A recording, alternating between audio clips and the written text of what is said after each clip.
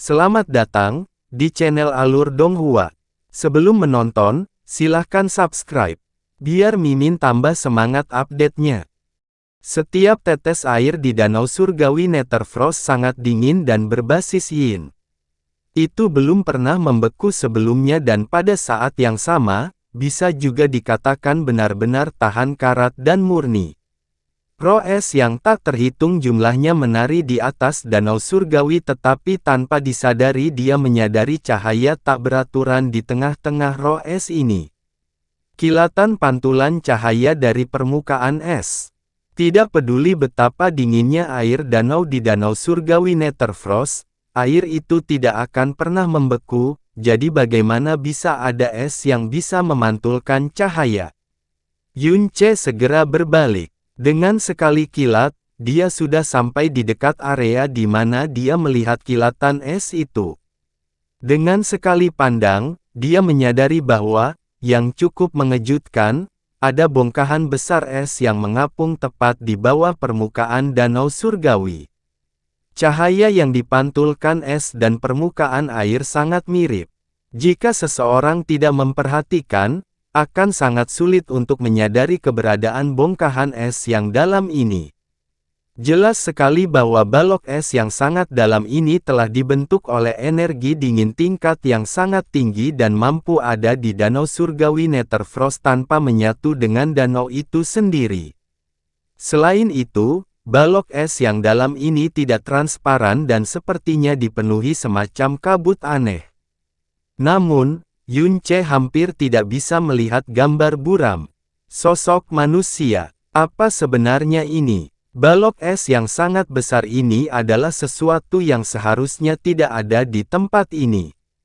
Danau Surgawi Netherfrost adalah tempat paling suci dan suci di alam Song Salju, jadi Mu Suanyin pasti tidak akan membiarkan benda asing mencemari sedikit pun udara di tempat ini, apalagi perairan Danau Surgawi itu sendiri. Namun, balok es yang sangat aneh ini hanya bisa ditempatkan di sini oleh Mu Suanyin. Rasionalitas Yunce menang jadi dia ragu-ragu lagi dan lagi, tapi dia tidak berani melakukan hal sembrono pada akhirnya. Namun, saat dia hendak pergi, alisnya tiba-tiba bergerak-gerak. Ini, aura kehidupan. Tatapannya dengan tajam berputar kembali ke arah bongkahan es yang dalam, menelusuri sosok buram di dalam es yang dalam, tidak hanya memiliki aura kehidupan, itu jelas merupakan aura kehidupan manusia. Sebenarnya ada manusia yang terperangkap di dalam sana. Dan itu adalah manusia yang hidup dan bernapas. Ekspresi Yunce berubah berkali-kali dalam sekejap. Karena rasa penasarannya yang sangat besar, ia akhirnya melambaikan tangannya, melemparkan bongkahan es yang dalam itu jauh dari perairan danau, menyebabkannya mendarat di tepi danau. Dengan cepat, Yunce muncul di depan balok es yang dalam. Telapak tangannya turun, dan setelah kilatan cahaya biru, es yang dalam segera mulai mencair lapis demi lapis, perlahan-lahan. Siluet mulai terbentuk dari sosok yang sangat buram itu dan dengan cepat menjadi semakin jelas. Itu memang seseorang. Selanjutnya, setelah lapisan es benar-benar mencair dan sosok orang itu terungkap sepenuhnya kepada Yunce, matanya melebar secara dramatis saat dia buru-buru mundur beberapa langkah, untuk sesaat, dia bahkan tidak bisa mempercayai matanya. Orang itu terjatuh ke tanah. Dia masih hidup dan dia sebenarnya masih memiliki sedikit kesadaran tersisa saat dia berbaring meringkuk di tanah, menggigil dan terengah-engah dengan suara gemetar. Selain itu, Yunce mengenali sosok dan wajah orang ini dengan sekali pandang. Xing Jue Kong, salah satu dari 4 kaisar dewa wilayah ilahi timur, kaisar dewa bintang, dan juga ayah dari Jasmine dan Caizi. Yunce menjadi bisu dan dia baru sadar setelah beberapa napas. Jenggot dan rambut orang di depannya tidak lagi berwarna hitam pekat seperti dulu. Sebaliknya, warnanya menjadi putih seluruhnya dan kulitnya sekarang menjadi putih pucat dengan warna hijau. Auranya juga telah berubah total. Dia bahkan tidak lagi memiliki sedikit pun keagungan dan martabat yang dimiliki oleh seorang kaisar dewa. Faktanya, dia bahkan tidak memiliki sedikit pun jejak aura yang dalam. Namun, meskipun seseorang yang tidak memiliki energi yang dalam akan terbunuh seketika oleh hawa dingin di dalam danau surgawi Netherfrost, tubuhnya dipenuhi dengan energi spiritual yang sangat padat yang dengan keras kepala melekat pada pembuluh darah kehidupannya. Lebih jauh lagi, jelas bahwa energi spiritual ini berasal dari sumber eksternal dan secara paksa memungkinkan dia untuk bertahan hidup di lingkungan yang sangat dingin ini untuk jangka waktu yang lama. Ditambah dengan tubuhnya, tubuh yang telah ditempa dengan menahan tekanan, kekuatan seorang kaisar dewa untuk jangka waktu yang lama, berarti dia benar-benar tidak akan bisa mati di sini bahkan jika dia menginginkannya. Jika ada yang melihatnya sekarang, mereka tidak akan percaya bahwa dia sebenarnya adalah salah satu dari 4 kaisar wilayah timur, kaisar bintang dewa. Namun, tatapan Yun Ce menjadi kaku dan dia mengatupkan giginya erat-erat. Tidak peduli perubahan apa yang dia alami, bahkan jika dia berubah menjadi abu, Yun Ce tidak akan pernah bisa salah mengira dia sebagai orang lain. Xing Jue Kong. Hati Yun Ce dipenuhi dengan keterkejutan namun dia mengucapkan setiap kata dengan gigi terkatup. Xing Jue Kong berbalik sambil menggigil. Saat dia melihat Yun Ce, seluruh tubuhnya tiba-tiba menjadi kaku. Muridnya berkontraksi saat dia berbicara dengan suara lemah dan ketakutan, Yun Ce. Tapi segera, teror di matanya benar-benar berubah menjadi kegembiraan, itu adalah kegembiraan yang sangat menyedihkan dan menyesatkan. Dia mati-matian mencoba menyeret tubuhnya ke arah Yun Ce, tubuh yang kejang karena tersiksa oleh hawa dingin. Saat dia tersentak, "Hantu, kamu adalah hantu, kamu datang ke sini mencari nyawa raja ini, kamu telah datang di sini untuk membawa raja ini pergi." Yun Ce terdiam. Cepat bawa aku pergi, cepat biarkan aku mati, bunuh aku, cepat bunuh aku." Suara gemetar itu berubah menjadi jeritan tidak sabar menjelang akhir. Matanya bersinar dengan cahaya yang nyaris menggembirakan, seolah kematian adalah hal terindah di dunia baginya saat ini. Ekspresi keheranan di mata Yun Ce berubah menjadi gelap dan menyeramkan sebelum kembali menjadi ekspresi keheranan yang lebih besar setelah itu. Jika seseorang tidak melihat ini secara langsung, tidak, bahkan jika seseorang melihatnya secara langsung, mungkin tidak ada yang berani percaya bahwa pria ini, seorang kaisar dewa yang dulu memerintah kerajaan yang luas, pria yang pernah berdiri di puncak alam semesta, telah benar-benar jatuh ke dalam keadaan seperti itu. Kekuatannya yang besar telah lumpuh, pikirannya menjadi gila, dan dia bahkan tidak bisa mati meskipun menginginkan kematian. Siapa yang memiliki kemampuan dan keberanian untuk melumpuhkan kekuatan besar seorang kaisar dewa? Meskipun Yun Ce tidak mengetahui sejarah berbagai kerajaan besar, dia masih bisa yakin bahwa Xing Jue Kong pastilah kaisar dewa pertama yang menjadi cacat. Terlebih lagi, orang yang telah melumpuhkannya pastilah orang pertama yang pernah melumpuhkan seorang kaisar dewa. Namun, setelah menyaksikan penampilan kaisar dewa yang sangat menyedihkan, Yun Ce tidak merasa kasihan bahkan setelah dia pulih dari keterkejutannya. Sebaliknya, satu-satunya hal yang dia rasakan di dalam hatinya adalah kegembiraan yang luar biasa.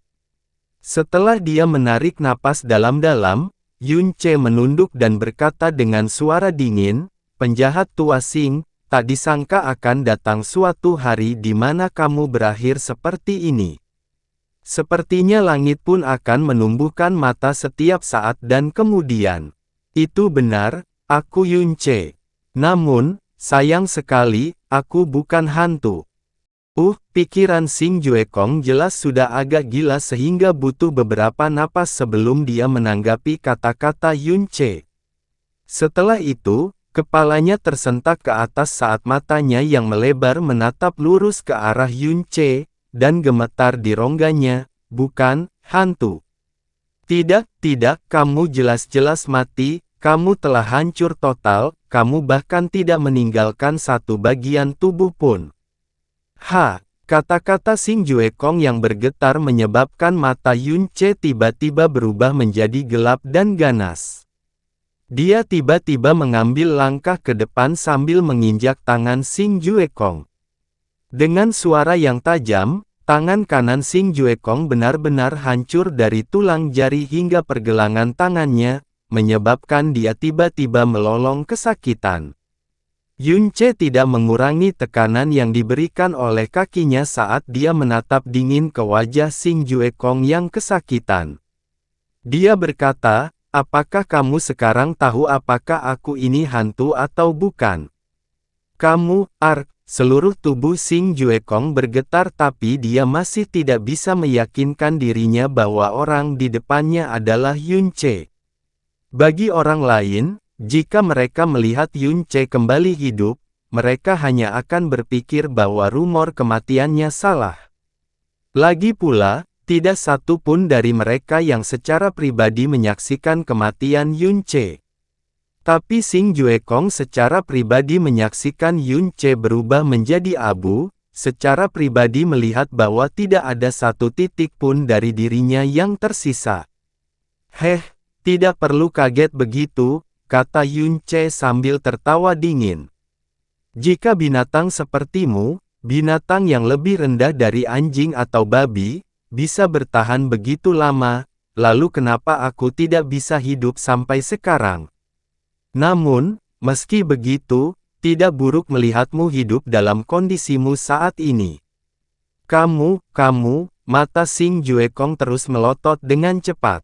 Seolah-olah dia tidak percaya bahwa orang yang berubah menjadi abu tepat di depan matanya masih hidup.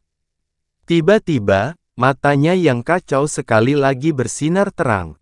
Dia mengulurkan tangannya yang lain ke depan dengan susah payah dan meraih kaki Yun Ce. Bunuh aku, kamu dibunuh olehku, jadi kamu pasti ingin membunuhku, cepat bunuh aku, cepat. Bunuh aku dan balas dendammu. Bang! Kaki Yun Ce terangkat, menendangnya jauh-jauh. Dia berkata dengan suara yang dalam, "Tidak, bagimu hidup dalam kondisi ini adalah hal yang sangat baik. Itu sangat cocok untuk Anda. Mengingat semua yang telah kamu lakukan, jika kamu mati begitu saja, maka surga akan menjadi buta. Di tempat ini, Anda tidak punya kekuatan, Anda tidak punya ambisi. Tapi kamu punya cukup waktu untuk menyesal, untuk mencari pengampunan dan penebusan, untuk hidup, meskipun, berharap, untuk, mati." Meskipun Xing Juekong sudah berada dalam kondisi yang menyedihkan, Yun Ce tidak bisa menahan kebencian dan kebencian dalam kata-katanya. Kebencian dan kebencian masih menyebabkan dia mengertakkan gigi karena marah. "Jangan khawatir, aku tidak akan membunuhmu. Saya seperti guru. Saya akan memastikan Anda tetap hidup dan sehat, dan semakin lama Anda hidup, semakin baik. Ini adalah akhir yang sangat layak kamu dapatkan." Dengan raungan rendah, Yun Ce melingkarkan tangannya ke dalam cakar. Cahaya biru menyala dan dia bersiap untuk menyegel kembali Xing Juekong ke dalam es yang dalam. Tunggu sebentar. Xing Juekong tiba-tiba mulai meronta dan memukul-mukul sambil berteriak dengan suara yang bahkan lebih serak dari sebelumnya. "Roda Dewa Bintang, aku mohon, ambillah roda Dewa Bintang, aku mohon padamu." Tangan Yun Ce berhenti bergerak tapi setelah itu, matanya menjadi semakin dingin. "Roda Dewa Bintang? Benda macam apa itu? Tapi apakah menurutmu, aku akan menuruti keinginanmu? Bersikaplah baik dan kembali ke dalam es. Caizi, ini untuk Caizi." Xing Juekong tiba-tiba meneriakkan kata-kata itu dengan panik, menyebabkan tangan Yun Ce terhenti pada saat-saat terakhir. Setelah melihat Yun Ce menghentikan gerakan tangannya, Xing Juekong menjadi semakin bersemangat. Dia mengulurkan tangan yang gemetar dan menunjuk ke dadanya sendiri sambil berkata, "Roda Dewa Bintang, ada di sini, ambillah, dan berikan kepada Caizi, cepat, cepat." Alis Yun Ce berkerut, dia tidak tahu apa itu roda Dewa Bintang dan dia juga sama sekali tidak tertarik padanya. Bahkan lebih dari itu, dia tidak ingin mengikuti keinginan Kaisar Bintang Dewa. Namun dia masih merasakan keprihatinan dan rasa bersalah yang sangat mendalam terhadap Caizi. Bukan hanya karena dia adalah adik perempuan Jasmine, itu juga karena dia telah menyelesaikan upacara pernikahan yang layak dengan Caizi di alam Dewa Bintang bertahun-tahun yang lalu. Mereka melakukannya di depan tablet peringatan ibunya, dengan Jasmine menjadi saksinya. Meski terasa sangat hampa dan tidak autentik, hanya dengan ini saja Caizi memang sudah bisa dianggap sebagai istrinya. Dia juga telah bersumpah di depan Jasmine bahwa dia akan selalu menemani dan melindungi Caizi di masa depan, namun jika itu benar-benar barang yang sangat penting bagi Caizi.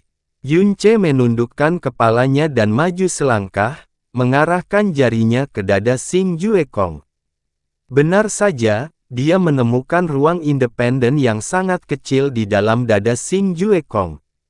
Dia pernah memiliki kekuatan seorang kaisar dewa, namun dia sebenarnya menyembunyikan benda ini di ruang di dalam tubuhnya sendiri. Bisa dibayangkan betapa pentingnya hal ini. Ruang ini telah diciptakan oleh kekuatan kaisar dewa Xing Juekong dan sangat mustahil bagi Yun Ce untuk menerobos ruang ini dengan kekuatannya saat ini. Namun, kekuatan Xing Juekong yang mendalam telah tersebar sejak lama. Ditambah dengan erosi akibat energi dingin di tempat ini membuat ruang ini tidak lagi memiliki sisa kekuatan sejak dahulu kala. Bahkan, sudah berada di ambang kehancuran. Yun Ce membuat gerakan menggenggam dengan tangannya dan dia hampir tidak mengerahkan energi apapun sebelum energinya masuk ke dalam. Hanya ada satu benda tergeletak di ruang ini. Yun Ce mengambilnya dan sebuah roda yang bersinar dengan cahaya bintang muncul di tangannya. Diameter rodanya bahkan tidak sampai 1 kaki dan rasanya seperti tidak berbobot apapun. Permukaan roda itu dikelilingi oleh 12 kelompok cahaya berkilauan, masing-masing kelompok memancarkan warna berbeda. 4 dari lampu ini sangat padat, tampak seperti lilin yang menyala. Yun Ce menatap roda di tangannya, tatapannya tanpa sadar terfokus padanya, meskipun keempat kelompok cahaya bintang yang sangat padat itu sangat kecil, baik penglihatan maupun persepsinya tidak dapat menembusnya.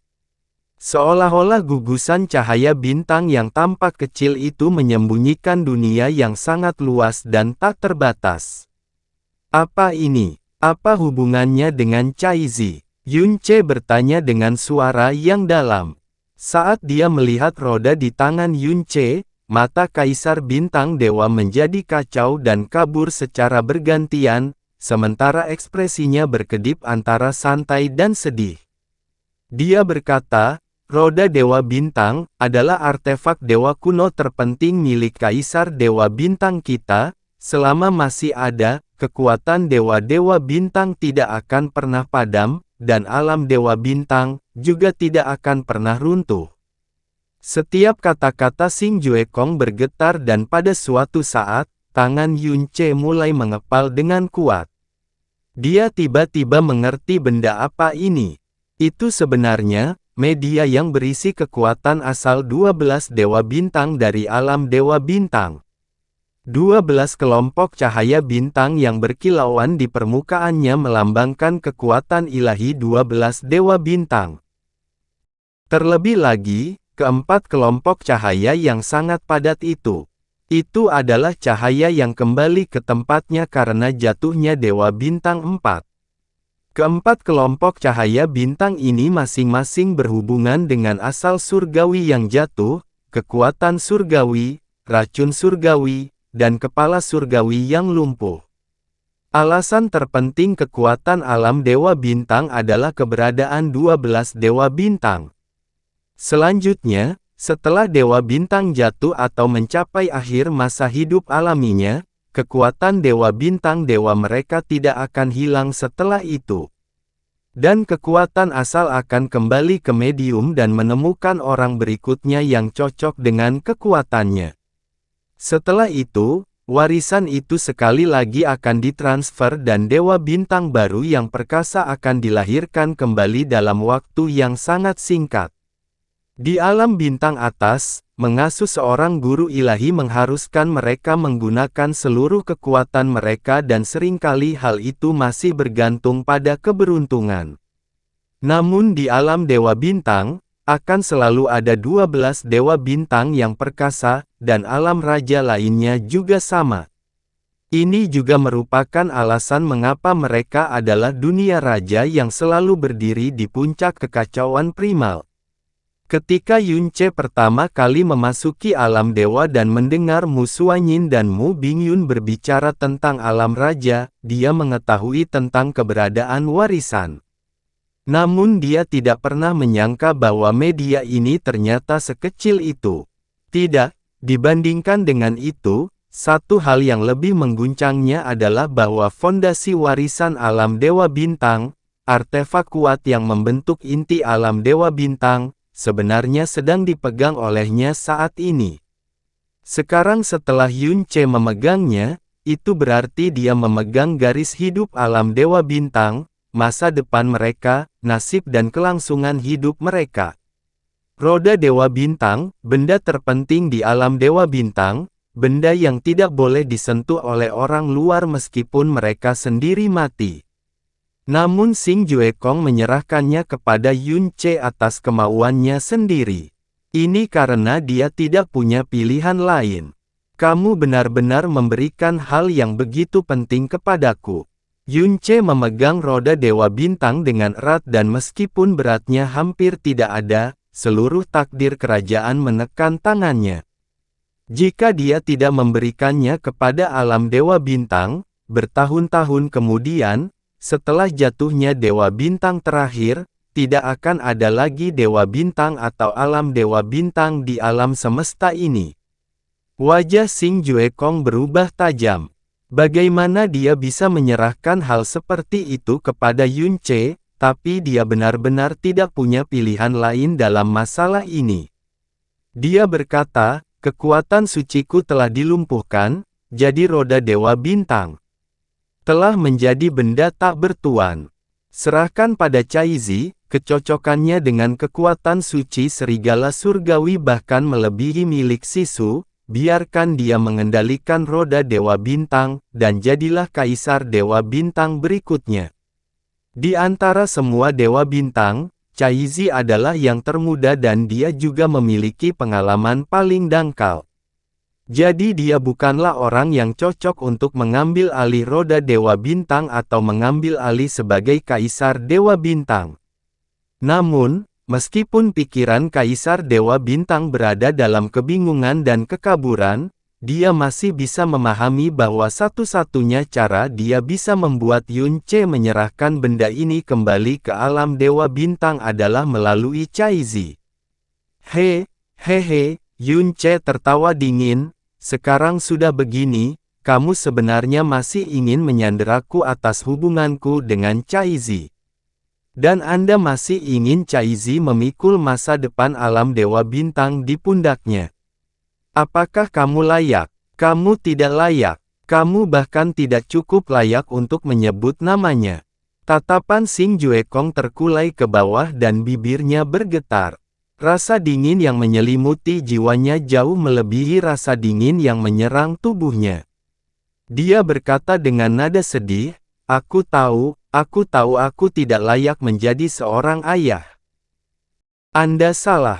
Yunce dengan dingin memotongnya sambil berkata, bukannya kamu tidak layak menjadi seorang ayah, kamu tidak layak menjadi manusia. Sisu, Jasmine, Chaizi, anak-anakmu sendiri, masing-masing lebih unggul dari yang lain. Itu adalah harta langka yang dianugerahkan kepadamu oleh surga, harta langka yang dianugerahkan kepada alam dewa bintang. Tapi kamu, apa yang kamu lakukan dengan mereka? Saat Yunce berbicara, tangannya tanpa sadar mengepal, dan dia hampir tidak bisa menahan diri untuk tidak menginjak kepala Xing Juekong hingga menjadi pasta. Setelah dia menemukan Yun Wuxin dan menjadi seorang ayah yang memiliki seorang putri di sisinya, dia semakin bingung bagaimana Xing Juekong, yang juga seorang ayah, bisa melakukan hal seperti itu kepada anak-anaknya sendiri.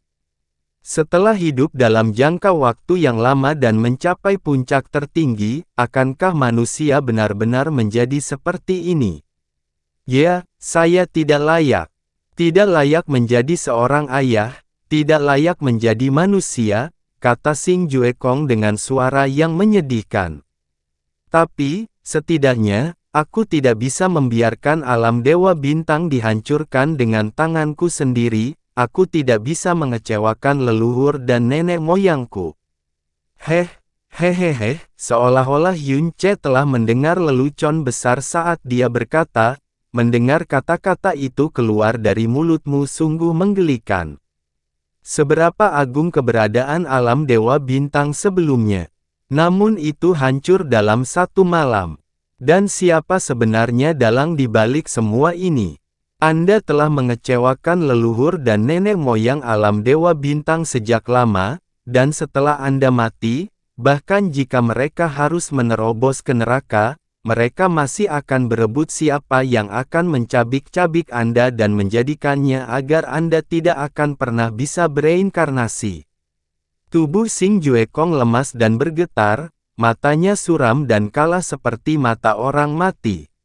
Yunce mengangkat telapak tangannya, kelima jarinya membentuk cakar.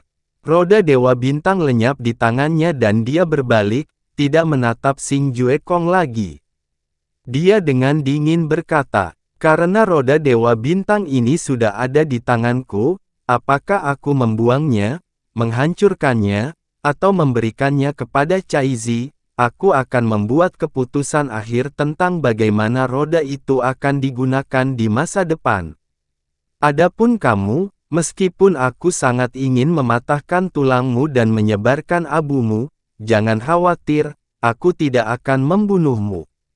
Lagi pula, jika menyangkut hubungan keluarga dan darah, pada akhirnya Anda tetaplah ayah kandung Jasmine dan Chaizi. Saya tidak ingin menjadi pembunuh ayah mereka. Namun, aku juga tidak akan pernah memberitahu mereka bahwa kamu ada di sini. Karena kamu tidak layak menerima sedikit pun kekhawatiran atau kasih sayang yang mungkin mereka berikan padamu. Ketika suaranya jatuh, Yunce membuat gerakan meraih sambil menyapukan tangannya ke belakang. Es dingin langsung membeku di sekitar Xing Juekong, menyegelnya di dalam sekali lagi. Dengan lambaian tangannya yang lain, es dalam yang baru terbentuk sekali lagi terbang ke danau surgawi Netherfrost, posisinya hampir sama seperti sebelumnya. Kaisar Dewa Bintang sebenarnya, tuanmu, dia.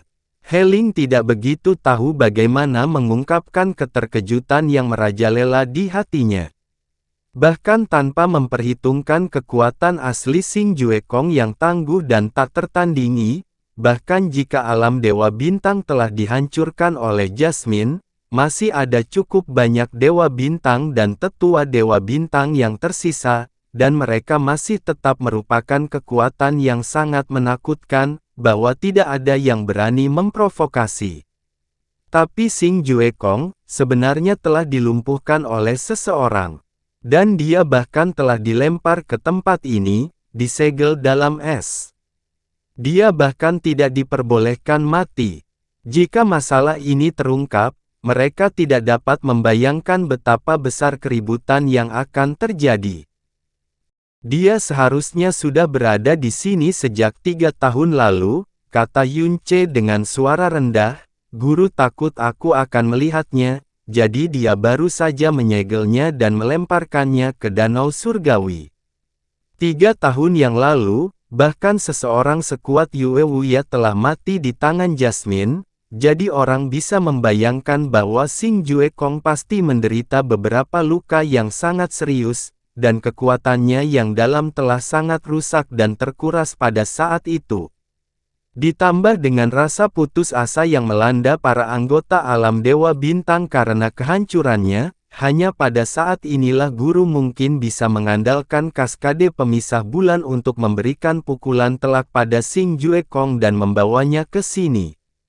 Tetapi meski begitu, dia masih harus mengambil risiko yang sangat besar. Sepertinya kebenciannya terhadap Xing Jue Kong telah mencapai batasnya saat itu, kata Yun Che sambil mengangkat kepalanya, cahaya di matanya bergetar untuk waktu yang lama. Satu-satunya hal yang bisa membuatmu Suanyin marah adalah kematiannya. Hari ini, dia hampir membunuh Luo Guxi di depan Kaisar Langit Surga Abadi hanya karena Luo Guxi hampir melukainya. Saat itu, dia sebenarnya membawa Kaisar Bintang Dewa yang terhormat ke tempat ini karena kematiannya, meninggalkannya dalam keadaan di mana dia tidak bisa mati meskipun menginginkan kematian. Jika orang lain melakukan hal ini, Yun Che pasti akan menyebutnya orang gila dan dia akan menyebutnya orang gila yang sangat menakutkan dan sangat gila. Namun, semua tindakannya yang benar-benar gila adalah karena Yun Che perlahan menggelengkan kepalanya, jantungnya melonjak seperti lautan, dia tidak tahu apa yang telah dia lakukan hingga diperlakukan sedemikian rupa olehnya. Roda Dewa Bintang itu. Apakah guru akan menyerahkannya kepada Dewa Bintang Serigala Surgawi setelah Anda menemukannya? Heling bertanya dengan suara kecil. Tentu saja tidak, Yun Che berkata tanpa ragu sedikit pun, Caizi masih muda dan keadaan hatinya tidak baik sejak awal. Jika saya memberikan benda ini padanya, itu hanya akan memberinya tekanan dan menambah bebannya. Aku akan menyimpannya dulu dan aku akan memberikannya pada Caizi setelah dia dewasa. Yun Che tiba-tiba teringat apa yang baru saja dikatakan Xing Jue Kong. Setelah dia lumpuh, roda Dewa Bintang ini tiba-tiba menjadi benda tak bertuan. Lalu, jika dia menemukan cara menggunakannya, apakah itu berarti dia bisa menciptakan 4 Dewa Bintang? Tentu saja, Yun Che hanya memikirkannya saat ini. Bagaimana bisa begitu mudahnya mendapatkan kekuatan Dewa Bintang, warisan kerajaan? Yun Che meninggalkan Danau Surgawi Netherfrost dan kembali ke Aula Suci tetapi dia tidak melihat Mu Suanyin. Kedatangan Luo Guxi telah menciptakan bencana besar bagi wilayah sekitar alam Ice Phoenix. Jika Xia King Yue dan Surga Abadi Dewa Kaisar tidak menyegel pertarungan dengan kekuatan mereka, sebagian besar alam es Phoenix akan terkubur sekarang jadi ini adalah sesuatu yang harus dia tangani secara pribadi. Dia tidak mengambil tindakan independen apapun. Dia hanya duduk di tanah dan diam-diam menunggu tuannya kembali. Di tengah keheningan itu, kebenaran yang telah diberitahukan kepadanya oleh Dewa Ice Phoenix, tugas yang dipikulnya sekarang, Kaisar Iblis Pemalu Surga yang sudah dekat, takdir seluruh alam semesta yang ada di dalamnya, perubahan saat ini, masa depan yang tidak dapat diketahui, sejarah mengejutkan Honger dan Yuer. Semua hal ini bercampur aduk dalam pikirannya. Dia ingin menenangkan dirinya dan memikirkan dengan baik apa yang harus dia lakukan selanjutnya, tetapi semakin dia mencoba menenangkan dirinya, semakin cemas dan gelisah hati dan jiwanya. Bahkan Kaisar Langit Surga Abadi, yang pengalaman dan kedewasaannya 1000 kali lebih besar dari miliknya, akan dibiarkan dalam kondisi ini setelah mendengar kebenarannya, apalagi Yun Che. Jasmine pernah mengatakan sebelumnya bahwa ada banyak hal yang terjadi padaku, yang membuktikan bahwa aku bisa dibilang orang pilihan surga. Saat itu, aku mengira dia sedang mengolok-olokku, tapi saat ini, sepertinya, itu mungkin benar. Tidak ada makan siang gratis di dunia ini. Semakin banyak yang diperoleh, semakin banyak pula yang harus dibayar. Saya memiliki semua yang saya miliki saat ini karena warisan dewa jahat, jadi saya harus mengambil tanggung jawab dan tugas yang menyertainya. Tapi kenapa aku? Pada malam pernikahan besarnya dengan Xia Qingyue, dia berjalan-jalan di pegunungan untuk menikmati angin malam karena emosinya yang bermasalah. Sebaliknya, dia akhirnya mengambil Jasmine yang telah terkena racun pembunuh dewa absolut dan dia mendapatkan vena mendalam dewa jahat karena Jasmine. Setelah itu, dia mendapatkan salah satu kekuatan dewa jahat satu demi satu.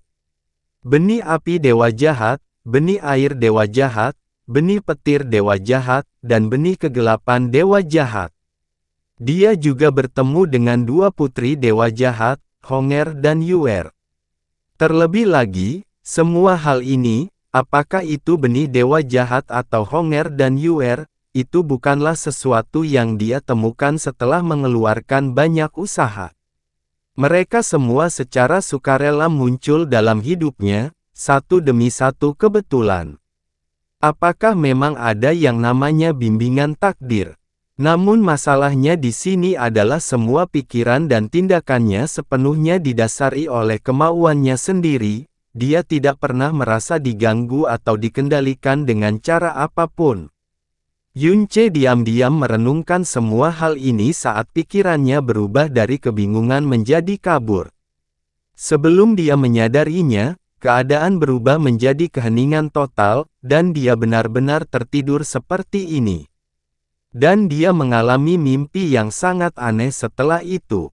Yuanba, kamu telah menyelamatkanku sekali lagi, wah. Saya merasa Anda menjadi jauh lebih kuat. Mereka memiliki begitu banyak orang, tetapi Anda mengalahkan hampir semuanya dalam beberapa gerakan. Dia dalam mimpinya tampaknya baru berusia sekitar 11 atau 12 tahun. Pakaian luarnya berantakan dan kotor, dan ada kotoran yang mengotori seluruh wajahnya. Jelas sekali bahwa dia baru saja diintimidasi.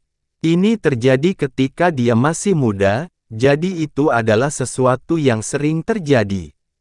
Akibatnya, dia sangat jarang meninggalkan rumah sendirian, dan setelah itu, dia sangat jarang meninggalkan sisi Xiao Lingqi. Hehehe, Xia Yuanba, yang setahun lebih muda darinya, tertawa sangat senang. Dia melambaikan tangannya, membangkitkan aliran energi yang sangat besar saat dia berkata, tentu saja. Baru sehari sebelumnya, aku berhasil menerobos lagi. Saat ini, saya sudah berada di alam mendalam dasar tingkat ke-7 dan membuat ayah saya sangat terkejut. Saat ini, bahkan jika orang dewasa ingin menindasmu, aku juga bisa mengalahkan mereka. Mata Yunce kecil melebar secara dramatis saat mulutnya mengendur. Meskipun pembuluh darahnya yang dalam lumpuh, dia juga menyadari betapa mengejutkannya mencapai tingkat ke-7 alam mendalam dasar pada usia 10 tahun. Paling tidak, sama sekali tidak ada seorang pun di klan Xiao yang bisa mencapai hal seperti itu. Dia berkata, Yuanba, kamu sungguh luar biasa hebat. Kakek berkata bahwa kau adalah orang jenius nomor 1 di kota awan terapung. Seorang jenius yang mungkin tidak akan dihasilkan oleh kota awan terapung kita lagi bahkan setelah 1000 tahun. Dia juga mengatakan bahwa kamu mungkin akan mengguncang seluruh Blue Wind Nation di masa depan, aku benar-benar iri padamu. Hehe. Xia Yuanba kecil tertawa kecil karena malu ketika dia duduk di depan Yunce dan berkata, sebenarnya, akulah yang iri padamu. Kamu sudah punya bibi kecil dan kamu bisa melakukan semuanya bersama. Tapi bagiku, ibu meninggal lebih awal dan aku satu-satunya orang di rumah, aku bahkan tidak punya saudara laki-laki atau perempuan. Jika aku mempunyai kakak laki-laki atau perempuan, atau bahkan adik laki-laki atau perempuan, maka aku tidak akan merasa kesepian dan bosan lagi. Kalau begitu mintalah Paman Xia untuk menikahi beberapa selir baru agar kamu bisa mempunyai banyak saudara laki-laki dan perempuan, kata Yunce kecil. Ayahku tidak mau, kata Xia Yuanba kecil dengan suara muram. Setiap tahun, ada banyak orang yang mencoba membuat ayahku mengambil selir baru, tapi ayahku tidak akan mengalah apapun yang terjadi. Kakekku juga sama, kata Yunce kecil sambil menganggukkan kepala. Meskipun dia masih sangat kecil, dia sepertinya memahami hal ini. Dia melanjutkan, namun, meskipun Paman Xia tidak mengambil selir baru, itu juga tidak masalah. Aku bisa menjadi kakakmu. Maksudku, aku sudah lebih tua darimu. Hanya saja semua orang bilang aku cacat, jadi aku harus mengandalkanmu untuk melindungiku. Ahahaha, serahkan padaku. Yuanba kecil berkata sambil membenturkan dadanya. Ayahku berkata bahwa dia akan mengirimku ke istana mendalam bulan baru setelah beberapa tahun. Mengingat bakat alamiku, selama bekerja sedikit lebih keras, aku akan segera mendapatkan hak untuk memasuki Blue Wind Mendalam Palace. Saat itu, aku akan melihat siapa yang masih berani mengganggumu. Hehe, saat ini aku merasa orang-orang jahat itu tidak menakutkan sama sekali. Yunce tertawa bahagia sambil menyeka kotoran di wajahnya. Dia memandang Xia Yuanba dari atas ke bawah sebelum dia berkata dengan suara khawatir, Yuanba, kamu terlihat semakin kurus lagi. Apakah karena kamu berkultivasi terlalu keras? Yuanba kecil menatap tubuhnya sendiri, tubuh yang memang terlalu kurus. Dia mengulurkan tangan untuk menggaruk kepalanya sambil berkata, saya bahkan tidak berkultivasi selama 2 jam setiap hari, jadi tidak sulit sama sekali. Terlebih lagi, aku makan dalam jumlah besar, jadi aku tidak tahu kenapa aku masih begitu kurus. Ayah saya bahkan sudah beberapa kali membawa saya ke dokter, tetapi mereka semua mengatakan tidak ada yang salah dengan tubuh saya. Itu pasti karena kamu masih makan terlalu sedikit. Kamu perlu makan lebih banyak lagi di masa depan. Yunce kecil mendesaknya dengan sungguh-sungguh. Aku mengerti, aku akan mencoba makan lebih banyak dari sebelumnya, kata Yuanba kecil sambil menganggukkan kepalanya. Sangat jelas terlihat bahwa dia juga cukup tidak puas dengan tubuhnya yang lemah dan kurus, meskipun nafsu makannya sebenarnya beberapa kali lebih besar dari nafsu makan ayahnya.